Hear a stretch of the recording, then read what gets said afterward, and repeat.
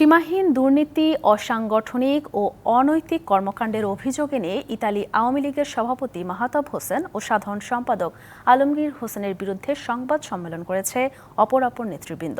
Italy প্রতিনিধি আমির হোসেন জানান, শুরুতেই ইতালি আওয়ামী লীগের যুগ্ম সাধারণ সম্পাদক এমির রব মিন্টু সংবাদ সম্মেলনে বিস্তারিত তুলে ধরেন।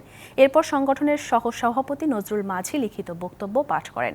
তিনি দাবি করেন, ইতালি আওয়ামী লীগের পূর্ণাঙ্গ কমিটি গঠন না করে সভাপতি ও সাধারণ সম্পাদক অভিনব কৌশলের মাধ্যমে বাণিজ্য নীতি শুরু করেছেন। এছাড়া ২৭,০০০ ইউরো ফান্ড কোথায় সেই প্রশ্ন রাখেন।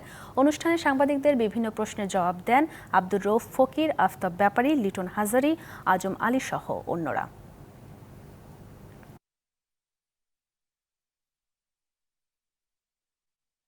ইতালি আওয়ামী লীগের পূর্ণাঙ্গ কমিটি গঠন না করে অনৈতিক সুবিধা হাসিলের উদ্দেশ্যে গোপনে গোপনে প্রায় ২ শতাধিক চিঠি বিতরণ করেছে এবং এখনো চিঠি বিলি করে চলছে, যা সম্পূর্ণ সংগঠনের গণতন্ত্র পরিপন্থী। তৃণমূল থেকে সর্বোচ্চ নেতৃবৃন্দকে সবাইকে নিয়ে ইতালি আওয়ামী লীগ সুসংগঠিত হোক, কোনো প্রকার দুর্নীতিবাজ বা দুর্নীতি আশ্রিত থাকবে না, এটি আমাদের চাওয়া। ১, ২, ৩ ঢাকায় জমি জিতে নিন ১০০% ক্যাশব্যাক সহ ২০ কোটি টাকার পুরস্কার।